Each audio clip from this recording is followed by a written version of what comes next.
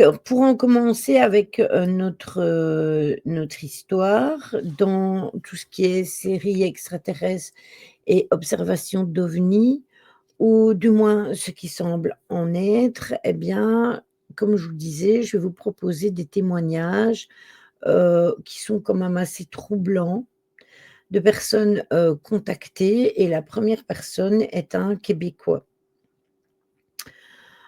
Il explique qu'il a rencontré le 18 octobre 2010 un homme qui va livrer son témoignage troublant concernant, ses rencontres avec des êtres que l'on appelle communément les petits gris. Vous connaissez tous, et les grands blonds. On en a déjà parlé sur la chaîne. Toute cette histoire s'étale sur de longues années, des expériences racontées qui, se produisent de façon, répétitive. Avec une chaussure noire. Je ne sais pas s'il avait pas une chaussure noire, mais en tout cas, non, à mon avis, il était de son téléphone, je suppose. Je ne sais pas. S'il a disparu comme ça, Jo. Donc on va prendre, comme il est expliqué, le nom, Mathieu, qui a un nom fictif, qui sera, rapporté, conformément à l'entretien qu'ils ont eu tous les 2 donc, et il peut affirmer d'emblée qu'il a rencontré, la personne, et qu'elle est tout à fait, équilibrée, et qu'elle a une vie tout à fait normale. Donc ce n'est pas, vous savez, le récit de quelqu'un qui aurait des problèmes ou quoi que ce soit, pas du tout. Mais, il ne connaît pas l'ampleur de ces expériences d'abduction jusqu'au moment où cette personne va en parler, parce que, Mathieu va se confier à lui, donc, à la personne, hein, qui a créé, cet article, et du coup, ils s'étaient amis de longue date, et la personne va décider de se confier à lui. À ne pas confondre avec les petits, oui, voilà, c'est ce que Jo, elle avait dit. Donc c'est vers l'âge de 6 ans que Mathieu se rappelle d'un événement extrêmement particulier. Le premier fidèle à sa mémoire, il est endormi dans sa chambre. Message de Tony: «Je n'ai plus d'électricité, je reviens dès que possible». D'accord, OK, Caro, pas de souci. Dis-lui qu'il y a pas de souci, qu'on le reprendra quand il sera là. Une coupure, hein, ça arrive, hein, avec le temps, c'est vite arrivé. Donc, comme je vous le disais, le premier événement dont il se rappelle, il est endormi dans sa chambre, et il a été réveillé par une boule de lumière qui virevoltait, partout dans sa chambre, même en dessous de ses couvertures. Il parle après de 5 ou 6 boules de lumière, oui, 5 ou des aliens. Il dit avoir aperçu une forte lumière qui entrait par la fenêtre, et au même moment où les boules lumineuses, exécutaient un genre de danse, il se souvient même avoir entendu clairement un bruit fort et un bruit extrêmement étrange qui venait de l'extérieur. Comme il était un peu effrayé, il a crié après son père, et son père est venu le rejoindre, mais quand son père est arrivé, il n'y avait plus rien. Moi, j'ai eu le coup des boules lumineuses, mes 5-6 petits gris m'observaient dormir. Oui, mais il y a beaucoup de témoignages comme ça, en effet, Jérôme. Il y en a pas mal, hein, par rapport à ça, aux boules lumineuses. D'ailleurs, pour les addicts de X-Files, c'est aussi, ça en fait partie, hein, on en parle aussi. Après, ça va, il n'aura plus rien du tout, et puis il se souvient, plus ou moins, à l'âge entre 7 et 9 ans, d'un vaisseau qui le suivait parfois alors qu'il revenait de l'école. Il ne se sentait toutefois pas menacé et il sentait au contraire comme s'il avait été protégé, par une sorte de gardien. Enfant, il dessinait souvent des vaisseaux, particulièrement, leur système, intérieur, et quand il parlait à son père de ses observations, eh bien, son père ne l'écoutait pas. Sa mère, elle, tendait l'oreille à ses histoires, mais sans leur accorder une grande attention. C'est vers l'âge de 12 ans que Mathieu a enfin eu avec lui des témoins d'apparitions, assez surprenantes. Moi, la lumière très puissante, bleu glacier, pas un bruit. Oui, il y a des personnes qui disent qu'il y a pas de bruit, il y a des personnes, qui disent avoir, eu un bruit ou la lumière qui était, fort importante, d'autres, la lumière était bleutée, je me suis cachée sous la couette, ben, je me doute. Coucou, Méphisto, comment vas-tu?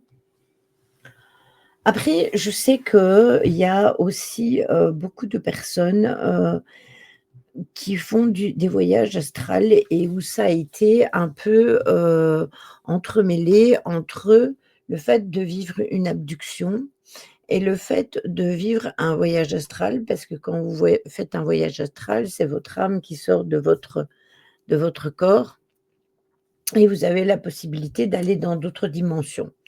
Et je sais que certaines personnes ont la capacité de rencontrer d'autres espèces en voyage astral. Donc il y a eu aussi, des histoires par rapport à ça. Mais là, c'est vraiment un cas typique d'abduction, tout à fait, lambda. Donc il va expliquer qu'il habitait à Longueuil, au Québec, sur, la rue, Plessis, et ses parents jouaient aux cartes avec ses grands-parents, son oncle et sa tante. Bonsoir la jolie framboise, bienvenue à toi. Point d'exclamation, bienvenue s'il vous plaît dans le chat. Si tu as des questions, n'hésite pas, même si je rebondis pas de suite, il y a, les modérations. Merci beaucoup Caro. Donc il explique, hein, que sa famille, jouait aux cartes et ils étaient tous assis dans la cuisine lorsqu'il a aperçu par la fenêtre 3 boules lumineuses qui dansaient dans le ciel. Il voulait dire à tout le monde de regarder ce qu'il voyait. Hem et eh bien, au revoir alors. Qu'est-ce que tu es venu faire si ça te saoule? Dégage, c'est aussi simple que ça. Tu prends la porte et tu sors. C'est aussi simple. Donc il a vu ces sphères lumineuses et il voulait dire à sa famille de regarder justement, mais quelque chose l'empêchait de parler. Ciao beau vent. Il dit alors, qu'il a vu clairement, quelques secondes plus tard, un ovni qui survolait de façon, stationnaire. Donc ça restait, sur place. Vous voyez, c'était un vaisseau qui ne bougeait pas. Les voitures du stationnement qui se trouvaient à côté de chez lui, et à ce moment-là, il a réussi à capter l'attention des membres de sa famille et tout le monde a réussi à voir un spectacle qui était incroyable.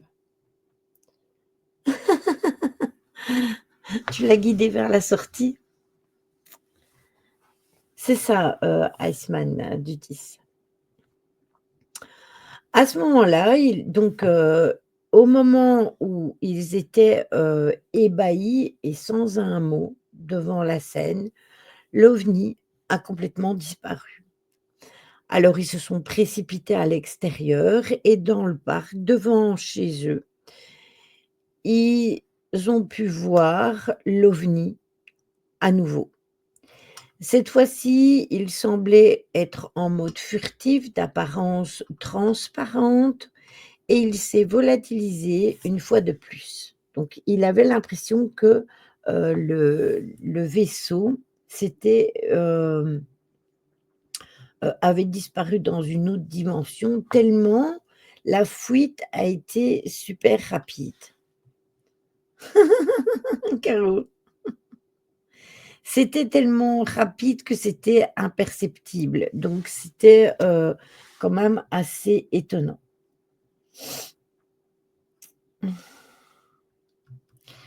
Voilà. À 18 ans, sa tante, assez, versée dans les trucs ésotériques, heu, lui a expliqué comment faire un rituel et une prière pour invoquer des extraterrestres. Alors je ne savais pas que ça existait. Coucou ma petite Stella, comment vas-tu? Bon anniversaire, je te le dis en vraie voix aujourd'hui.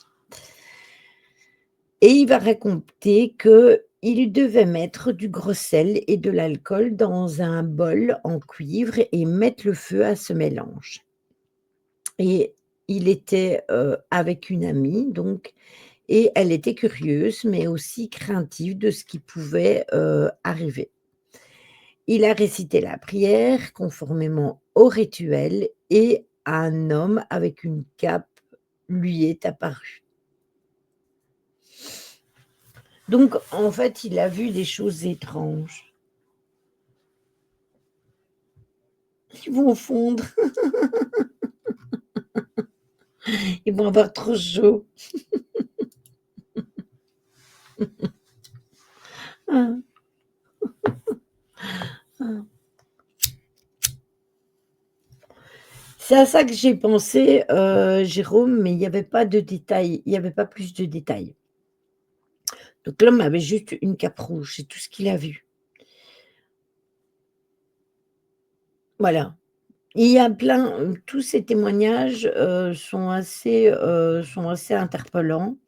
Après, est-ce qu'il faut prendre au pied de la lettre tout ce qu'il raconte? Je n'en sais rien, mais voilà. Mon Gégé. À 23 ans, son ami Jean et sa copine de l'époque avaient fait une incantation. Il ne se souvient même plus si c'était la même que la précédente.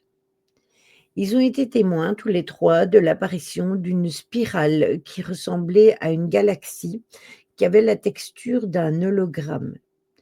Il se souvient que, son amie a eu très peur et qu'elle ne voulait plus qu'il s'amuse à faire des choses, de ce genre. Ce soir-là, ils ont remarqué que, il y avait une présence auprès d'eux. Je suis l'homme de glace. Oui, le projet Bluebeam.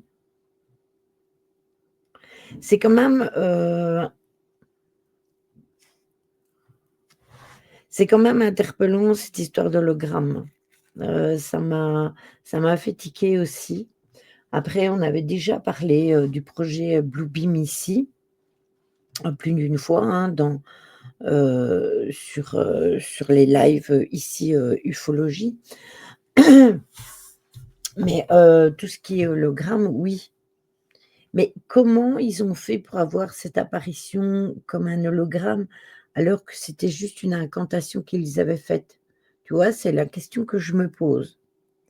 Parce qu'on le sait, hein, qu'ils ont la possibilité d'envoyer des hologrammes, que ce soit, humanoïdes ou pas, hein. Mais voilà, ou alors est-ce qu'ils ont envoyé un hologramme à la demande qui a été faite pour leur montrer qu'il y avait quelque chose? Ça, c'est possible aussi. Mais moi, hier, je lui ai souhaité, en privé. Après, j'avais mis un petit mot dans le salon anniversaire, pour qu'elle le voie.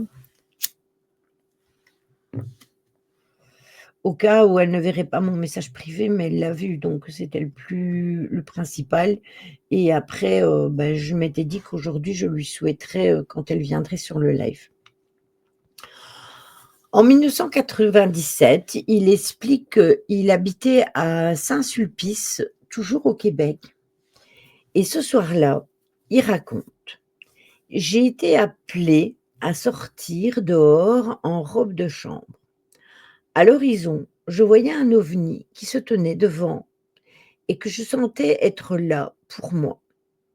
Effectivement, j'ai été transportée instantanément sur le vaisseau avec un procédé qui révèle encore aujourd'hui des plus grands mystères. En arrivant sur le vaisseau, il y avait des hommes très grands, blonds, avec moi, lesquels que je décrirais comme mesurant entre 6 pieds et 5 pouces, étant très minces et ayant des yeux en amande. L'un d'eux s'adressait à moi par télépathie. Ce que je voyais de l'intérieur de l'OVNI était une paroi très épaisse qui constituait les contours de l'engin, mais qui était complètement translucide. Pas eu de réponse de ton message. Je te l'ai envoyé, je l'ai mis sur le dans le salon anniversaire. Ça te dit quelque chose des grands blonds? Alors oui, on en a déjà parlé des grands blonds, avec le témoignage de monsieur Monet. Pierre Monet, ce sont des grands blonds qui parlaient par télépathie, qu'il a vu plus d'une fois et qui l'ont emmené aussi sur son vaisseau. Il va expliquer que, il avait un sentiment de plénitude à bord et il se sentait pas du tout menacé. Après, si ce sont bien les grands blonds comme, les êtres de Vega, eh bien, c'est tout à fait normal puisque ce sont des êtres d'amour. Et revoilà Tony. Désolé, j'ai eu une coupure d'électricité. Oui, c'est ce que m'a dit, Caro. Donc, ouais, j'ai loupé une bonne partie. Bah, non, hein, ça fait que il est que 21h33.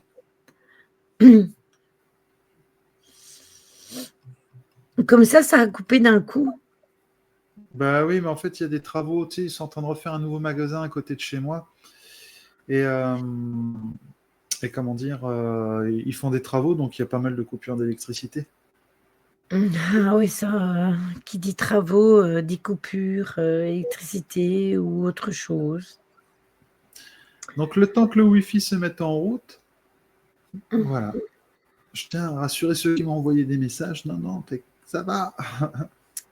Tu as entendu parler des 2 Américaines, irradiées par un ovni qui ont porté plainte contre les États-Unis, je crois. Elles ont gagné le procès, si je me souviens bien. Non, pas du tout. Pas du tout. Après, elles ont porté plainte contre les États-Unis alors que J'étais là. c'est bizarre ça. C'est étrange. Après, si tu as des informations, Iceman, n'hésite pas à me les envoyer sur le Discord, hein. Moi, je vais faire des recherches et je reviendrai dessus, sans problème. Mais d'abord, quand vous m'envoyez des sujets comme ça, je m'en vais creuser, je m'en vais chercher les témoignages, je m'en vais un peu, voir, les sources et cetera. Je tourne la tête 30 secondes et paf, il y a un Tony qui apparaît. C'est l'écho chez, c'est l'écho chez Tony. C'est moi que vous entendez faire écho chez Tony. Il y a de l'écho. Ah. Ça marchait bien pourtant tout à l'heure. Oui, car elle dit s'il y avait des hélicos et l'armée a toujours nié, si je me rappelle bien. J'en ai pas entendu parler après. Comment te dire qu'il y a tellement d'événements de ce style? On en avait parlé avec, mon modérateur, avec Falcom, avec Ryan justement, parce que, il y avait une jeune femme, si mes souvenirs sont bons, c'est une Française. Elle expliquait dans sa vidéo qu'elle n'était pas de sang humain, et qu'elle avait été abductée aussi, plein de fois. Donc des témoignages, il y en a énormément. J'ai vu ça dans Alien Theory, je crois. Ah, c'est possible. Après moi, je regarde pas donc je crois qu'elles sont mortes depuis. Ouais, c'était dans le passé, je suppose. Mmh. Oui, c'est ça, Ryan, voilà, cabotine, c'est ça. Donc voilà, des témoignages de ce style-là, il y en a plein.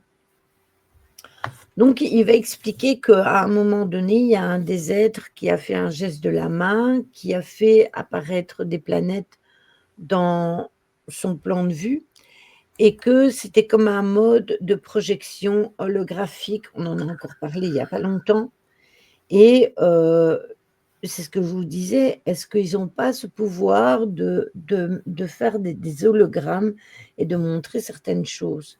Après ça, comme je disais, monsieur Monet, il avait vécu des choses de ce style.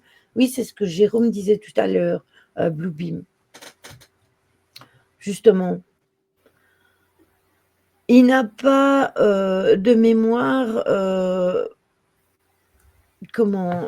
de ses projections, visuelles. Il n'a pas d'autres détails quant à la suite de ces étranges expériences et non plus, il ne se rappelle plus comment il est retourné chez lui.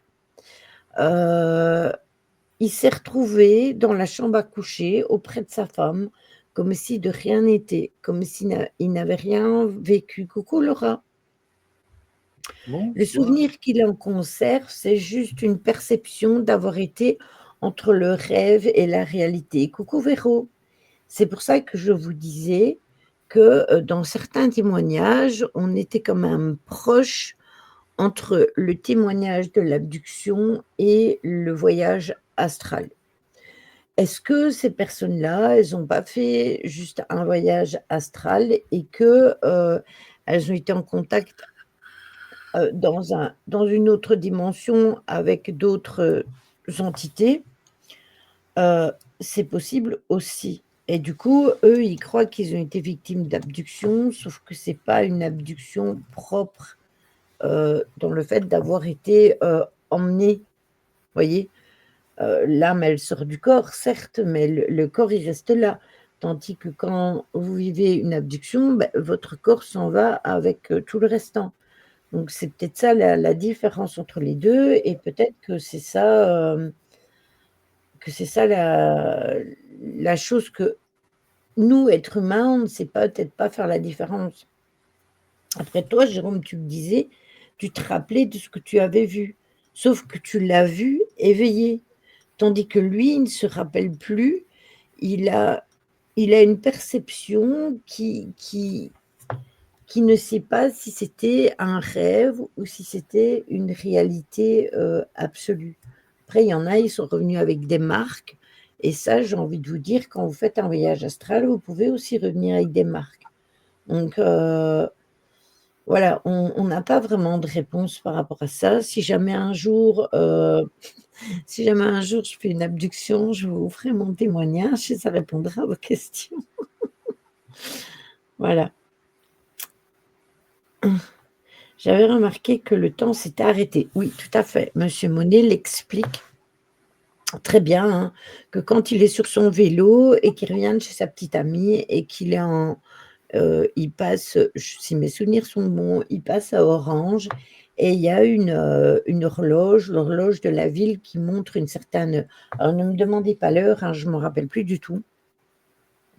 Donc il part, donc il se retrouve dans la carrière et quand il revient de son contact avec les êtres de Vega et qu'il revient à son point initial, l'heure est toujours la même. La vitesse et la masse réduite, de la vitesse du temps, ouais. La vitesse, ouais, du temps, en effet.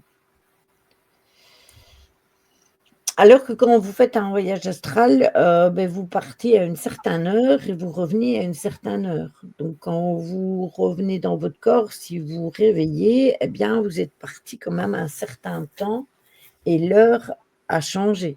Donc c'est ça toute la différence.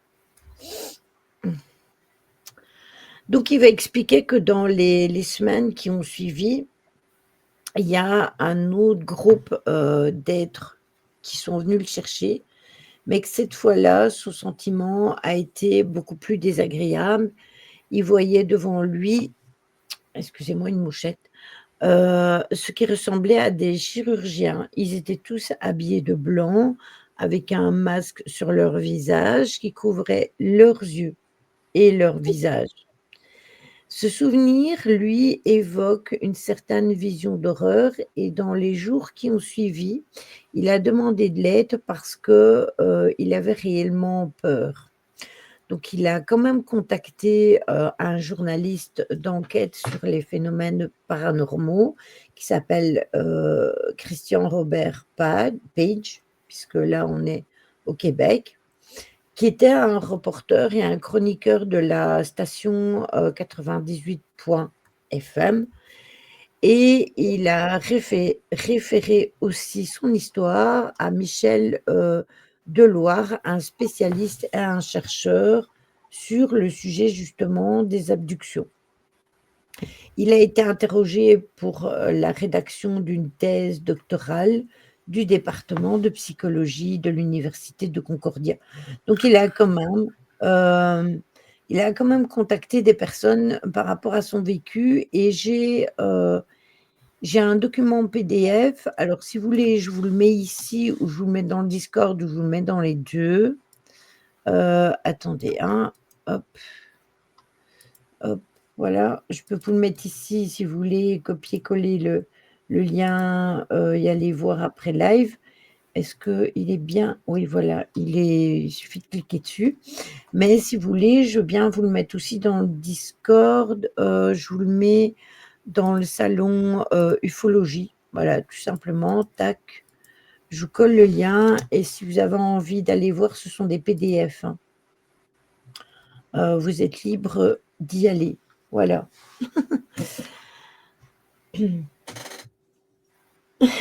Et Choupi, elle a fait copier-coller.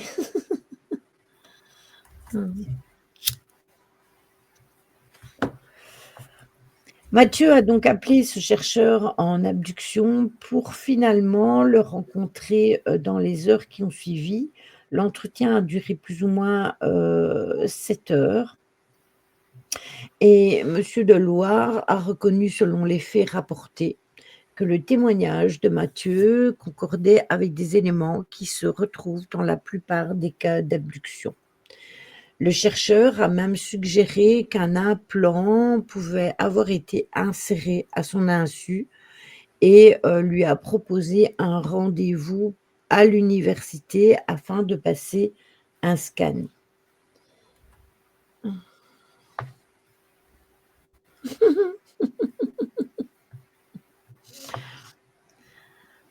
D'ailleurs, ça m'arrive parfois, je regarde le réveil avant de m'endormir, je m'endors et je regarde le réveil, l'heure n'a pas changé. Nous, on a un truc troublant. Alors, ça fait longtemps que c'est plus arrivé et je l'avais raconté déjà ici en live. On a un radio réveil dans notre chambre avec un pointeur laser qui met l'heure au plafond. Et du coup, c'est plus facile parce que quand vous vous réveillez, vous ouvrez un œil, vous regardez l'heure et vous voyez l'heure qu'il est et dans votre tête, vous dites: «Ah ben, il me reste encore 1 heure à dormir ou 2 heures à dormir, je peux me retourner et me rendormir». Et puis, bah, ça vous permet de voir l'heure directement. Je suis pas obligée de regarder et d'aller voir le cadran du réveil.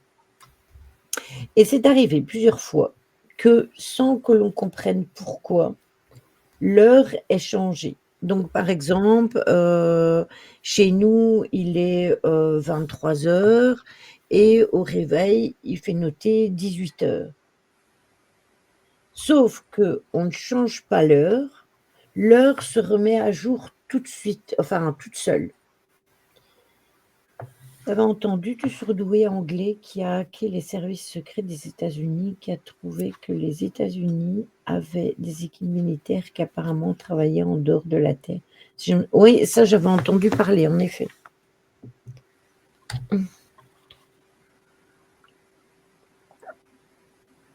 Et du coup, on n'a toujours pas d'explication. Alors, on a fait des recherches pour voir si entre l'heure de notre ici, hein, et l'heure qu'il affichait, si c'était par rapport à un autre endroit, donc par exemple les USA, mais en fait, ça ne colle pas. Chaque fois qu'on essaye de comprendre, et de chercher le décalage horaire, voilà, c'est ça. C'est ça, c'est comme si je changeais de fuseau horaire, sauf que le fuseau horaire, apparemment, quand on fait une recherche par rapport à la différence d'heure qu'il y a entre le réveil et l'heure où il est vraiment, eh bien, on ne trouve pas. Oui, j'avais vu ça, Iceman, en effet. Par contre, depuis un moment, les heures miroirs, ça y va. Oui, mais ça, c'est plein de gens, ça.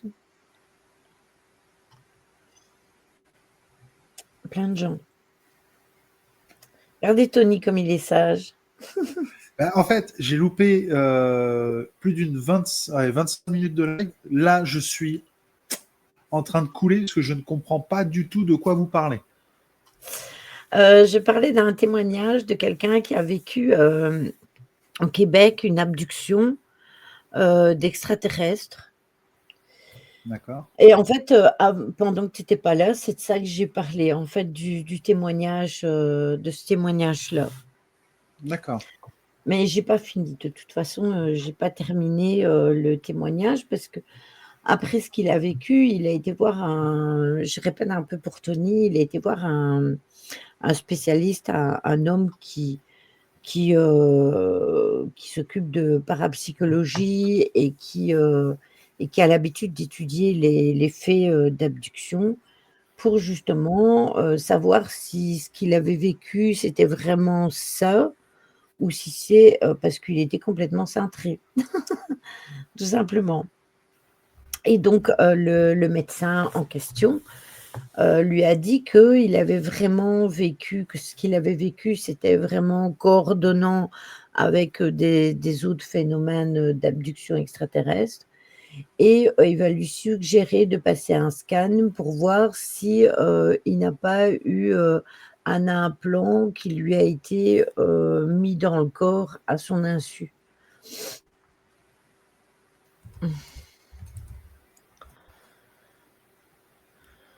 On va où en général dans un voyage astral? Tu peux aller à plein d'endroits différents. C'est ton âme qui voyage, hein, c'est pas ton corps, il reste là. Mais on a déjà parlé du voyage astral, c'était Iceman qui avait posé la question. Je t'invite à aller rejoindre la chaîne YouTube et aller voir, on a fait pas mal de lives.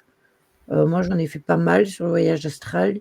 Après, on en avait même fait un live avec mon ami Œil dans le noir parce qu'on avait vécu, quelque chose de troublant en voyage astral. Il était venu me chercher. Alors attention, il n'est pas venu me chercher de corps, hein, et d'esprit, hein. Il est venu me chercher pendant mon sommeil. Il m'a emmenée dans un lieu, que l'on ne connaissait pas, enfin que je ne connaissais pas du tout et on était avec, Olympe et avec sa maman. Sauf que lui, il s'est rappelé de ça, de ce qu'il avait vu et tout et puis il m'a fait un message et je lui ai dit: «Bah, écoute, moi, je me rappelle de toi, j'étais à tel endroit» et je lui ai donné plein de descriptions de lieux où on avait été et ça correspondait avec, ce qu'il avait vu lui, ce que sa maman avait vu aussi et ce qu'Olympe avait vu. Donc apparemment, on a fait un voyage astral groupé. Tony clignote. Je suis là. Oh, j'ai une peau ici qui m'ennuie, j'essaye de l'arracher depuis tantôt, mais je vais m'arracher tout au long, il faudra que je le coupe. Donc pour en revenir à notre explication par rapport à ce que ce monsieur il a vécu, donc Mathieu, il a été passé un scan et il se souvient avoir, donc la nuit avant la rencontre avec ce monsieur-là, Bénéfisto. il raconte que, du coup, que quand il a fait son voyage astral avec as eu un bug, Lily, bizarre, ça a figé et ta cam a accéléré d'un coup. Ah bon? Mais moi, je vois par moment, je vois Tony qui clignote. C'est normal, Et c'est ma vous, lumière. il fait des effets de phare. Ding, ding, ding, ding. Après, il y a des bugs Internet. Hein.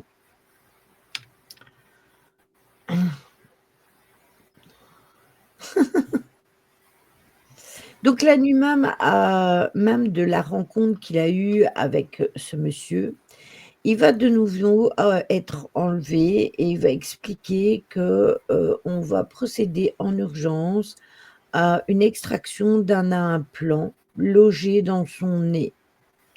Le lendemain matin, il a tout de suite appelé le médecin pour lui expliquer, pour lui raconter cette histoire-là. Et étrangement, vraiment étrangement, ce dernier ne se rappelait plus du tout de lui. Il ne disait pas le connaître et dit ne l'avoir jamais rencontré, ne l'avoir jamais vu et de ne pas avoir passé 7 heures avec lui la veille. Bon, est-ce que c'est vrai? Est-ce que c'est pas vrai? Je vous laisse le bénéfice du doute et je vous laisse seul juge, hein. Laissez-moi deviner, l'implant était d'une matière inconnue. Alors il n'a pas récupéré l'implant, hein, puisque le soir même où il a rencontré donc le spécialiste là, ce soir même, il s'est fait enlever. Le soir même, on lui a retiré l'implant de son nez. Donc quand il est revenu et qu'il a pris contact avec le professeur d'université, eh bien, il n'avait plus l'implant, mais en plus, le professeur de l'université ne se rappelait plus de lui.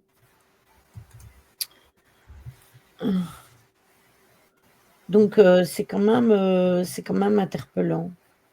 Ah, vous parlez des heures miroirs là, comme je vois. C'est ça, Stella? Après, il faut savoir qu'il faut quand même avoir l'esprit assez ouvert parce que, on croit bien à certaines choses, donc pourquoi, il faut savoir que tout ce qui est du domaine de l'ufologie reste du paranormal. C'est ça Jérôme, exactement.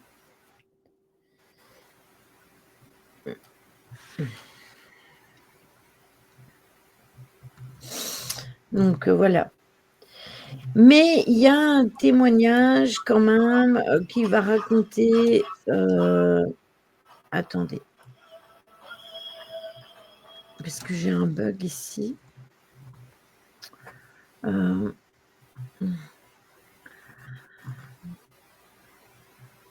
comment ça se fait que j'ai une date? Le 6 décembre. Ah oui, mais attendez, ouais, OK. Donc finalement, toutes ces apparitions et ces enlèvements ont complètement cessé à partir de 2006. Il peut pas expliquer pourquoi. Il n'a plus rien vécu depuis et il va expliquer qu'aujourd'hui, il peut dire qu'il est heureux, qu'il vit une vie normale et équilibrée comme il vivait au passé, hein. Il se demande toujours pourquoi il a été choisi, mais il ose croire que l'avenir saura lui donner, des réponses.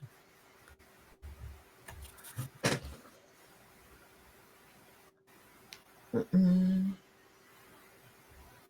Il y a un truc que j'ai trouvé ça bizarre, c'est des astronautes qui ont vu des ovnis.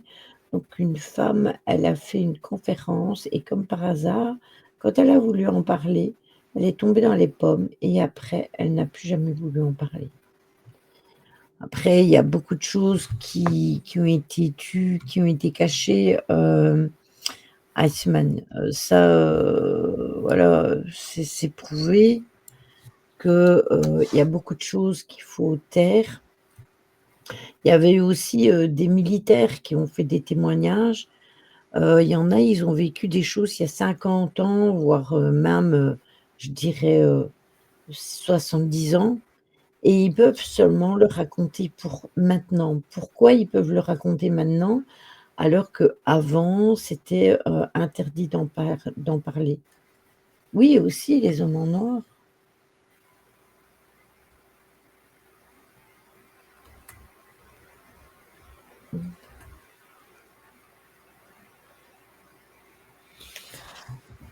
Il y a plein de choses de ce style-là. Vous savez, on avait parlé des sirènes, mais c'est pareil, hein, il y avait eu un corps qui avait été retrouvé sur une plage. Alors, on ne me demandait plus la plage et tout, parce que j'ai oublié depuis, j'ai dormi.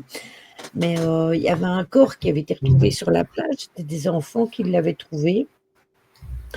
Et une fois que la police elle a été prévenue, eh bien, on a dit que les enfants, ils avaient raconté un mensonge. On leur a donné des sous pour changer leur version. Mais c'était un corps avec le corps d'un être vivant avec une queue de poisson, mais c'était pas un poisson. Il y avait des bras, des jambes, mais c'était pas une sirène comme on la voit dans les dessins animés, hein. Mais voilà. Donc, il y a plein de choses comme ça dont on n'a pas d'explication. C'est ça, un accident est si vite arrivé, comme tu dis. J'ai une question. Oui, vas-y, Tony. Avec tout ce qu'il y a aujourd'hui comme l'IA, est-ce que parfois on ne peut pas aussi laisser planer le doute sur la véracité des témoignages, des on-dit, ce qui s'est passé? Parce que la plupart des choses que l'on peut rencontrer en ufologie, c'est quand même 95%, voire 99% de trucage. Ouais, mais pas dans les années 50 quand même, ni dans les On années a, 30. justement, on arrivait déjà, le seul point d'ombre que l'on pourrait, entre guillemets, contester, c'est la fameuse zone 51 et, on va dire, la découverte d'une soucoupe, voilà, d'un ET, on va dire. Ça, c'est le seul point noir et c'est ce qui fait le mythe de cette zone 51. Mais après, tout ce qui a été dit ou fait ou démontré a toujours été débunké, quoi. Oui, mais après, c'est comme le Ouais. paranormal, Tony. C'est exactement la même chose. C'est comme le paranormal. Nous, on a des connexions avec les êtres de l'invisible et on peut dire, oui, que le monde invisible, il existe. Mais il y a combien de gens qui ont soi-disant débunké ça et qui disent que le monde de l'invisible n'existe pas? Alors, je te parle du phénomène IA aujourd'hui, hein, Ah intelligence oui, artificielle. aujourd'hui, oui. Je te parle de ça, hein. Parce que même encore l'intelligence artificielle, on en parle beaucoup aujourd'hui, mais ça existe depuis des années et des années et ça évolue au fur et à mesure. Ah oui, aujourd'hui, ça c'est différent. Aujourd'hui, ça, je suis d'accord avec toi. Mais même tout ce qui est hologramme, hein, ça a été prouvé. Il y avait eu une soucoupe, une énorme soucoupe qui avait été prise en vidéo juste au-dessus du Kremlin. Et il y avait exactement la même vidéo qui avait été prise juste au-dessus du Capitole. Déjà, ça semblait gros comme je ne sais pas quoi, parce que on est bien d'accord que si ça rentre, qui c'est qui s'est pété la binette?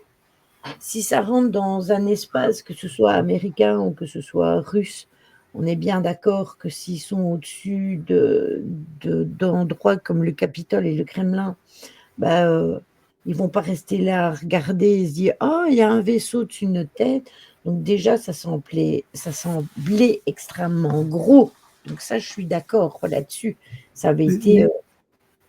mais l'ufologie, c'est un phénomène qui a toujours intéressé et interrogé en même temps les êtres humains, parce que déjà, on pourrait même remonter par rapport à l'ufologie, sans forcément parler de Roswell, sans forcément parler d'E.T. ou tout ce que tu veux, ce qu'il en sort du XXe siècle. On pourrait reparler du monde des Sumériens, où là, on va parler de la connaissance de l'être humain, des bâtisseurs, on va parler de tout ça, en fait.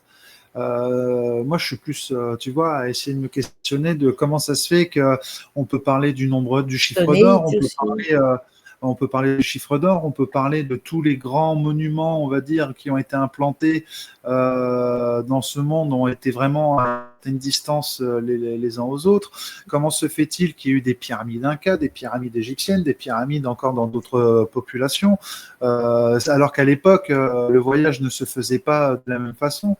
Euh, là, l'ufologie prend tout son sens. Là, après, quel est le but de l'ufologie aujourd'hui? Est-ce que c'est de savoir, comme tu dis, il y a eu des abductions ou j'ai entendu tout à l'heure, hein, même si je comprenais pas tout, j'ai écouté ce que tu disais, de comparer les abductions avec la sortie astrale.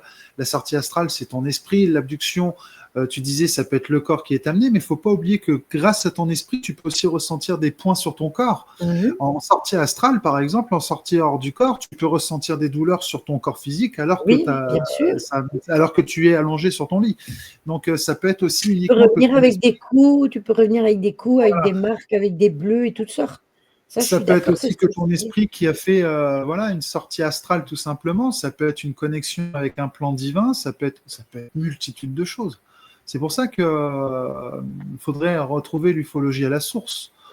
Euh, Mais ça, nous, et on en a parlé déjà, tout ça, de Stone Age, des pyramides égyptiennes, etc. On en a déjà parlé sur la chaîne, justement. Les êtres humains ne sont pas prêts, c'est la peur qui prend le dessus. Je ne sais même pas si c'est une question de peur.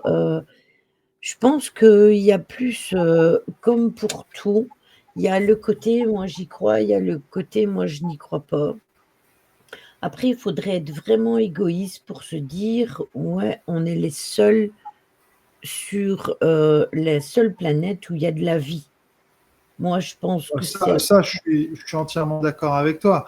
Euh, Mais peut-être pas des êtres comme on les représente, hein. Il peut y avoir de la vie, on en avait parlé avec Caro, en plus, il n'y a pas si longtemps que ça.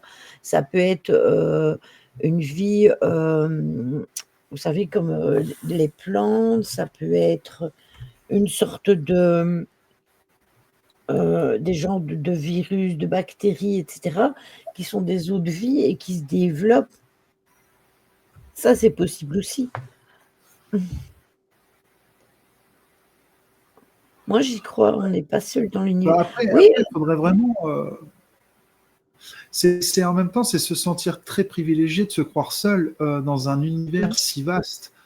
Et encore, si on parle d'un univers, si on compte que notre univers à nous, mais il y a des oui, les multi-univers qui font. multivers. Après, c'est pareil. Est-ce qu'on intègre le multidimensionnel? Est-ce que ça, on l'intègre dans l'univers? On ne sait pas, en fait. On ne connaît qu'un brin de poussière dans cet univers, en fait. Et même si on prend l'exemple, là, on parle d'ufologie, mais les chercheurs, comme par exemple la NASA, qui eux veulent exploiter l'espace, disent très bien eux-mêmes qu'ils ne comprennent que même pas même, ils n'arrivent même pas au 10e pourcentage de ce qui entoure la planète, quoi. Donc c'est Mhm. très compliqué, hein. C'est très compliqué, hein. Les scientifiques pensent seulement à une forme de vie comme la nôtre. Pour eux, il n'y a pas d'oxygène, pas de vie. Mais ils peuvent très bien respirer une atmosphère tout à fait différente de la nôtre aussi. C'est pas impossible, parce que regarde, on a même le même exemple sur notre Terre. Regarde les poissons. Mhm. Eux, ils peuvent très bien respirer sous l'eau, alors que nous, êtres humains, on n'y arrivera pas. C'est ça. Sauf si on est accompagné d'une machine. Comme les modes parallèles et les multivers. Tout à fait. Tout à fait. Bah, d'ailleurs, dites-vous qu'il y a quand même des choses qui sont interpellantes quand on regarde, par exemple, les portes des étoiles. On a toujours dit, ouais, les portes des étoiles, ça n'existe pas. C'est pas vrai. C'est juste une histoire qui était racontée comme ça. Et puis, bien plus tard, je pense que c'est 30 ou 40 ans, plus tard, on a dit: «Ah mais c'est bizarre, il y a une porte en Égypte, il y a une porte, heu au pôle Nord, je pense bien. Il y aurait 3 portes qui ont été protégées par les grands en haut pour pas que tout le monde y aille». Antarctique, merci, Nico, c'est ça. Donc avant, ça a été pris comme étant quelque chose de une histoire à une histoire racontée et au final, mais évidemment, c'est pas une porte comme nous, on nous l'a montré dans les séries, mais il existe quand même, des trucs bizarres. Après, moi, ce qui me fait beaucoup tiquer et ça, j'en ai déjà parlé plusieurs fois, pendant quasiment 2000 ans, l'être humain non, allez, on va pas dire 2000 ans, on va dire, allez, ouais, quasiment 2000 ans. L'être humain n'a pas beaucoup évolué. Puis d'un seul coup, ils ont eu l'électricité. Il y a eu une évolution assez forte que l'être humain a trouvée et alors que pendant X siècles, il y avait pas d'électricité, rien du tout. Et nous arrivons dans nos années, 2000, où on a sorti, les gros téléphones portables, où on avait les grosses télévisions, tout ça. Et sur 20 ans, 20-25 ans, on se retrouve avec des téléphones aussi fins que des feuilles de papier, des écrans, que ce soit des écrans TV, des écrans PC, et cetera, qui sont aussi fins que des feuilles de papier. Il existe même un écran pour ordinateur, quasiment comme le mien, sauf que le mien, il ne le fait pas. Vous pouvez le prendre, le mettre droit et vous pouvez tirer dessus pour le faire en mode incurvé. Je l'ai vu, c'est FlowUp qui a montré cette invention-là. Comment c'est possible que l'être humain, sur 25 ans de temps, il ait évolué autant? Et alors, je vous raconte même pas tout ce qui est à côté, hein, scientifique, etc. Comment ça se fait que l'être humain, il est resté un peu sans connaissance pendant autant d'années, et puis qu'il a évolué comme ça d'un coup? Ça, c'est un truc que je n'arrive pas à comprendre. Rétro-ingénierie, c'est ça. Qui nous dit que l'IA n'est pas une intelligence, est bien une intelligence artificielle. Ah, mais ça, faut. Alors, il y a un gars sur TikTok qui pose des questions à Dark Web, je pense que c'est ça. C'est une IA. Alors, elle vous parle, hein, comme blabla, comme vous et moi, comme Tony et tout. Mais ce qui est étrange, c'est que justement, comme c'est pas c'est le dark web, elle a une façon d'expliquer les choses qui sont extrêmement interpellantes. Je pense que Ryan, il suit la chaîne de ce gars-là et qu'il a déjà écouté des conversations. Je vous jure que vous avez vraiment l'impression par moment que vous parlez avec un être humain. C'est bizarre.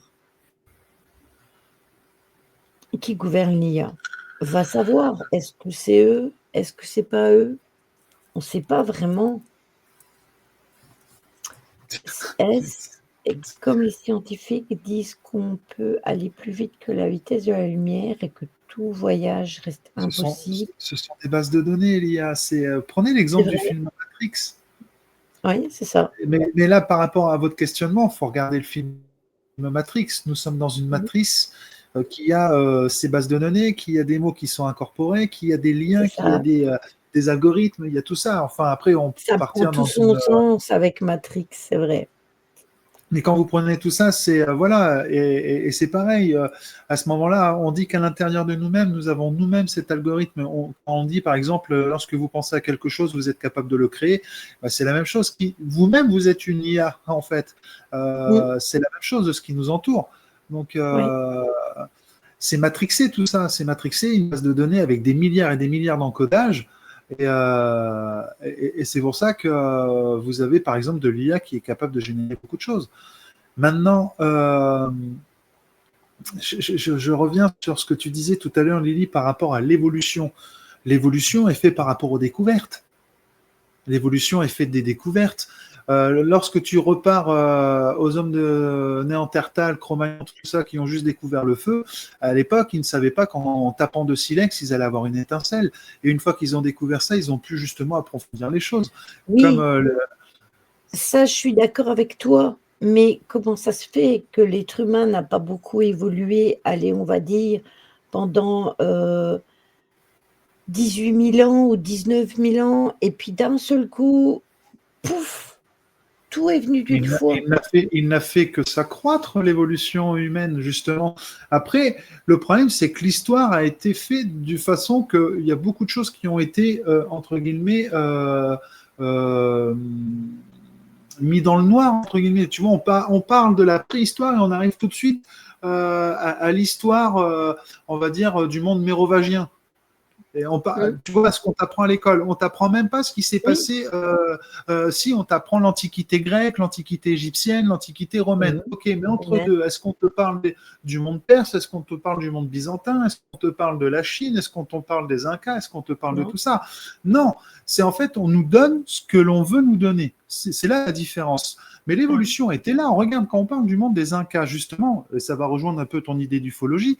Le monde des Incas, justement, parlait déjà à l'époque de l'évolution et des données transmises par des êtres venus d'ailleurs, avec des technologies justement que personne ne pouvait avoir à l'époque. D'ailleurs, il y a toujours cette entre guillemets ce thème qui dit que les pyramides ou les trucs ou certaines constructions n'ont pas pu être construites avec les matériaux de l'époque. Donc ça venait bien de quelque chose. Donc l'évolution est là. Sauf que maintenant la question c'est est-ce qu'on nous l'a caché? Tu vois ce que je veux dire?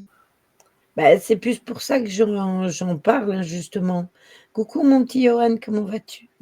Ah, j'ai une crampe. Même avant la théorie de la matrice, certains anciens pensaient qu'on vivait dans un grand rêve, c'est pas bête. Oui, après on est matrixé. Quand on nous apprend plein de choses. Voilà, on va à l'école et à l'école, on nous apprend, on nous dit qu'il faut rester assis, qu'il faut être silencieux. On nous envoie un flot d'informations pour aller travailler plus tard parce que on a été matrixé comme ça. École, on est petit, école, et puis travail, métro, boulot, dodo. Et pour ça, on vous donne de l'argent et avec cet argent, il faut survivre. Tous les êtres humains sont paramétrés de la même façon. Tous, On vous tous, donne de tous, tous. l'argent pour que vous puissiez le redonner. C'est ça. Et puis, vous avez votre argent et avec ça, vous payez les multifactures. D'ailleurs, j'avais publié quelque chose sur mon Facebook il y a 2 jours. Il n'y a pas 2 jours, il y a hier, par rapport à ça. On vous donne de l'argent et avec ça, vous payez vos factures, vous payez vos taxes, beaucoup plus de taxes qu'autre chose. Vous payez vos factures et avec ce qui vous reste, eh ben, vous avez le loisir de pouvoir manger à votre faim ou pas du tout. Voilà, c'est aussi simple que cela. Attends, je regarde, j'ai vu quoi plus haut? Attendez, attendez. J'ai demandé les résultats pour Miss France. L'IA m'a dit que si Miss France serait Miss Tahiti et pareil pour la Starac, elle m'a donné les 2 bonnes réponses à l'avance. Ah, mais ça ne m'étonne même pas. La science, elle se pose des questions sur le tardigrade, une espèce connue capable de vivre dans le vide spatial. Et après ça, on ne croit pas aux cris. Oui, après, il n'y a pas que ça, hein. Il y a aussi le fait que il y a eu des théories, alors elles se sont toujours dit comme étant des théories du complot, comme quoi l'être humain ne s'est pas passé au-delà d'une certaine distance de la Terre et que du coup, cette histoire d'avoir été sur la Lune, c'est pas possible. Et puis tout le reste, hein, tous ceux qui disent avoir pris, être partis et du coup, on se dit les fusées, ouais, les multifusées qui n'ont pas pu partir, pourquoi? Elon Musk a dit il y a quelques jours que dans le futur, le salaire n'existerait plus, ni le système de travail, on sera payé pour dépenser. Une théorie que j'avais déjà vue bien avant lui. Alors oui, c'est déjà en place en Chine. En fait, vous recevrez de l'argent et vous ne pourrez pas, cet argent, vous ne pourrez pas le mettre en place parce ça sera de l'argent numérique et cet argent-là, vous devrez le dépenser sur un temps bien précis. Si vous ne le dépensez pas, eh bien, il sera perdu. Voilà, c'est exactement ça dont on a parlé justement, et c'est pour ça qu'on voulait empêcher l'argent numérique, parce que c'est vers ça qu'on nous guide tout doucement. Comme une espèce de méduse qui serait immortelle si elle ne se fait pas manger. Hein. Il y a plein de choses comme ça, plein de choses. Mais sinon, pour te répondre, mon petit Johan, ça va. C'est ça, l'argent numérique. Alors oui, l'euro numérique pour nous, mais après, c'est pour tout le monde. Hein.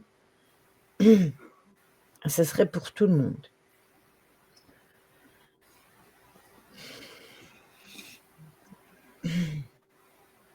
Donc voilà. Est-ce que vous voulez le deuxième témoignage qui n'est pas aussi long, qui est un témoignage français, ou vous voulez qu'on passe directement à la guidance avec vos messages? Il est déjà 22h17. Lily, Oui. Lily, je suis désolé, je vais devoir quitter le live. Imprévu, on va dire. Vraiment désolé. C'est dommage parce que c'était un sujet assez intéressant. Donc, je suis désolé, je vais devoir vous quitter. C'est pas grave, t'inquiète pas. Voilà. Et puis, comment dire, on se revoit pour ma part. Je pourrais pas venir. Si la semaine prochaine, je peux encore. Ce sera la dernière fois pour moi. Et après, ce sera la semaine prochaine sera la dernière pour les lives. Voilà. Et puis normalement, je dois lancer un live soit demain ou jeudi, mais en fonction de ce qui va tomber là, comme on dit, j'aviserai puis je préviendrai sur mes réseaux. Donc désolé, j'ai pas été présent ce soir. Vraiment désolé, et je vous souhaite à toutes et à tous une excellente soirée, une bonne nuit. Bonne soirée Tony, bonne nuit à toi aussi, et j'espère pour toi que c'est pas trop grave. Je vais découvrir ça. Allez, des bisous. Bisous. Bonne soirée à tous. Bonne soirée.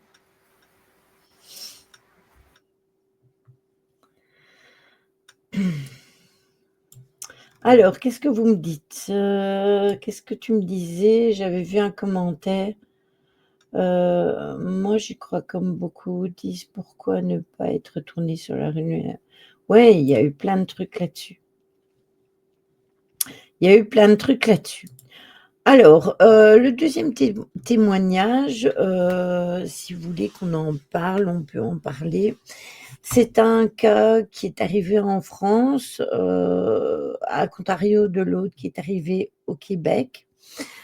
Ça s'est passé le 11 juin 1976 sur la RN 531 près de Bourg-de-Péage. C'est un récit étrange qui a été livré par mademoiselle Hélène Guiliana, âgée d'une vingtaine d'années à cette époque-là. Elle habitait la Drôme à ce temps-là. Elle n'osait pas en parler, elle avait peur que l'on se moque d'elle. Et oui, parce que c'est pas d'aujourd'hui, hein, quand vous livrez des témoignages paranormaux, bien souvent vous êtes pris pour fou. Alors, elle raconte qu'il était environ 1h30 du matin, dans la nuit du 10 au 11 juin 1976. Et mademoiselle Hélène Guiliana rentrait au volant de sa 4L de Valence, où elle avait passé la soirée au cinéma. Après une pause café, elle regagnait, son domicile par la RN 531, lorsque brusquement, après avoir passé le pont du Martinet, après Besançon, sur la commune de Chaluzan de Le Goubet, je pense que c'est ça, elle constate un ralentissement dans la marche de sa voiture. J'y crois plus trop à cause du point de vue du capitalisme mondial, comme les tracteurs qui ont retiré les gens des champs. Résultat, les gens travaillent ailleurs, en usine, pour la mécanisation. N'a rien arrangé pour les gens au final, ouais. Même le cosmonaute français Thomas Pesquet, quand on lui a posé la question « Pourquoi on ne retourne pas sur la Lune ?», il a répondu de façon un peu détournée « Si seulement on pouvait y aller, on y serait retourné depuis longtemps. » Ça veut tout dire cette phrase. Oui, je suis complètement d'accord avec toi. Comme elle va craindre d'être à court d'essence, la jeune fille va vérifier le niveau de son réservoir. Mais tout était normal. Le moteur eut de nombreux ratés, puis brusquement, tous les feux du véhicule vont s'éteindre. Le moteur également va caler. C'est alors qu'elle va expliquer que c'est à une quinzaine de mètres devant sa voiture, posée sur la nationale, une masse lumineuse de couleur orange. Elle va avoir très peur forcément et elle va verrouiller les portières de sa voiture qui est immobilisée et elle va mettre ses mains devant ses yeux. Au bout d'un moment, dont le témoin ne parvient pas à déterminer la durée, elle va enfin retirer les mains de ses yeux et constater que la masse lumineuse avait disparu. Elle va raconter qu'elle a mis le contact à sa voiture et qu'elle va démarrer sans problème. Elle est rentrée chez elle toute bouleversée et elle a manqué la route la plus directe et elle a dû faire un détour, ce qui n'est pas, alors que c'est pas sa route habituelle. Et elle est arrivée chez elle à 4 heures du matin. Ce récit fait témoin, fait par un témoin qui semble a priori digne de foi, est particulièrement étrange. En effet, comment expliquer sa curieuse observation d'une masse lumineuse posée en plein milieu de la route et surtout cette période de près de 2 heures au cours desquelles la jeune fille est restée enfermée dans sa voiture, tout feu éteint, sans qu'une seule voiture ne soit passée sur la route ordinairement très fréquentée de jour comme de nuit.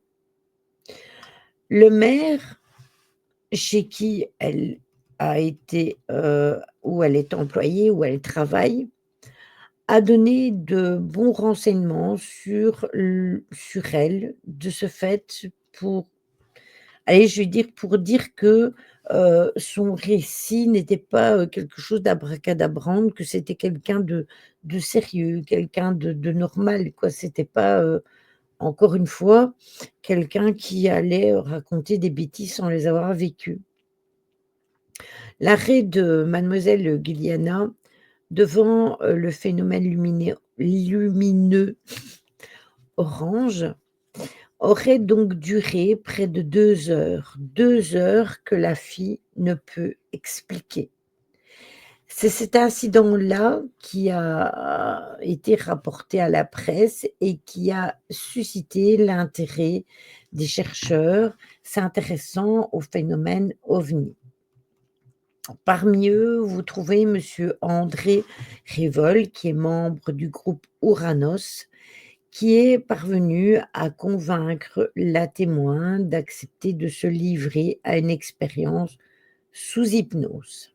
Vous connaissez l'hypnose, on en a déjà parlé aussi sur la chaîne. La jeune fille ayant donné son accord, elle va vivre cette séance qui est organisée par un docteur qui va la plonger dans un état de somnambulisme hypnotique contrôlé. Sous cet état d'hypnose, eh bien, Hélène a raconté qu'après avoir perçu cette lumière étrange, eh bien, elle a vu 2 petits êtres de toute petite taille qui s'étaient approchés de son véhicule. L'un avait il avait sorti du véhicule et lui avait posé une serviette sur le front avant de la porter jusqu'à la lumière. La soupe aux choux, à la fin, ils emmènent le terrain avec la maison. J'avais entendu parler qu'il y avait vu, je ne sais plus où, un énorme trou, comme dans le film. Ça n'a pas été ébruité. Ah non, en effet. En effet.